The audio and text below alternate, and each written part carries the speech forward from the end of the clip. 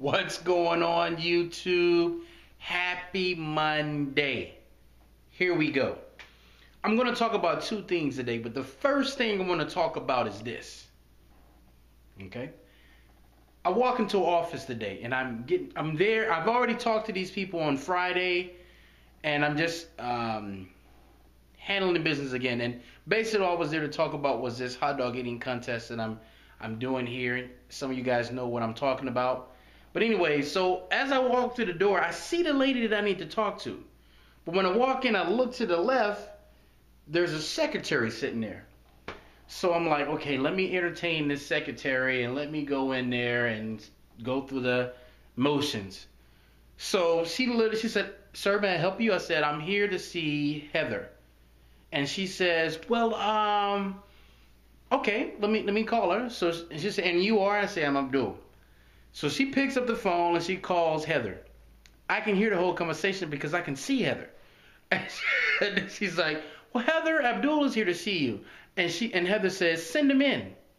I could see Heather send him in.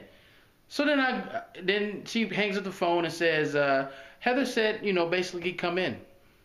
Okay, I'm like, okay, I've heard that. So I go in there and talk to her. Then Heather says, "Hey, you need to talk to the president," which is the president next door. And basically Heather did the same thing the lady did. I could hear the whole conversation and went there, and then I went inside.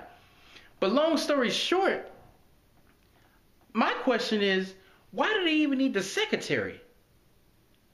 If you can almost touch the person you're next to, you're basically wasting $30,000 to $40,000 in a company. Sometimes I don't see the reason for a secretary. To me, secretaries sometimes are like freaking the offensive line. They're just there to block, kind of thing. And maybe you guys may know the real reason of a secretary. And if you guys do, just let me know. But done with that. That was a funny moment today. Here's what I want to talk about. What kind of country are we?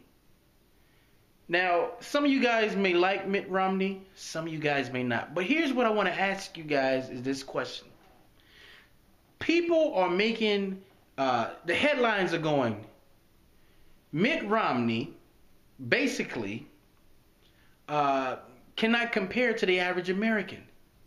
So basically we're saying that he's not electable. He can't be elected because he can't relate to most Americans. Now, let me ask you a question, America. Do we need a president who can relate to poor people? Because isn't being poor in America, isn't that considered a bad thing? That's like me saying, you know what? I can't hang out with rich guys and guys who have wealth. I'd rather just hang out with these lowlives over here because I can relate to those guys. These guys over here don't have ambition and drive and the ability to do certain things. So I'm gonna hang out with these guys. Those rich people over there, all they talk about is rich ideas and football teams, owning football teams and owning businesses and all of those things. We don't want to talk to those people. We want to stay down here and be mediocre for the rest of our lives. I mean, what are we turning into? Is America turning into a third world country? We gotta basically vote for somebody that can relate to us. Listen, let me just say this. How can I put it in a kind way, I guess I can say. I can't say everybody. But what I would say, my goal, I would just put it like that. My goal is to become better every day. How do I do that? I constantly check the environment to make sure that the environment that I'm living in is not negative.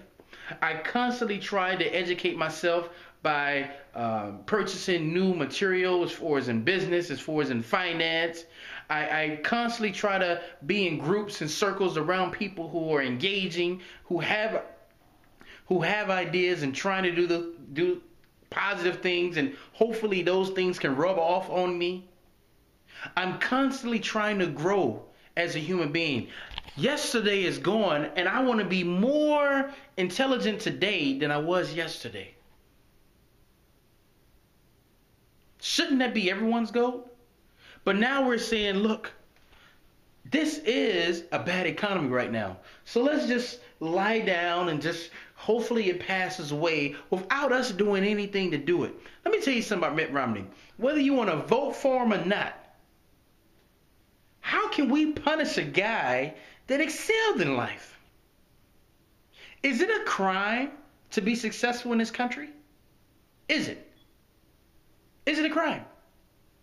And if so, why?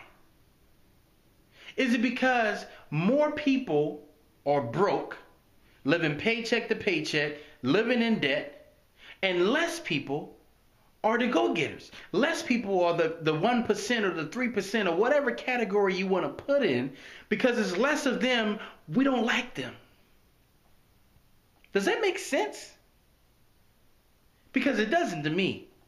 Why not try to be that 1% or that 3%? Why try to stay with welfare programs and stay down and, oh, poor us, and cry about no jobs instead of creating something? Like I said the other day, there are more ideas right now, and some of the best ideas right now, that haven't been worked on, that haven't been created, that haven't been executed, because people, men and women, are afraid to step out and get those ideas going. Simple as that. Like I said, this is not about me voting for Mitt Romney or anything like that. I see these headlines and I'm just like, what is America coming to? Who are the people that's saying this? And if you are saying this, or you one of those ones that don't like Mitt Romney because he can't relate to other Americans, please explain to me why.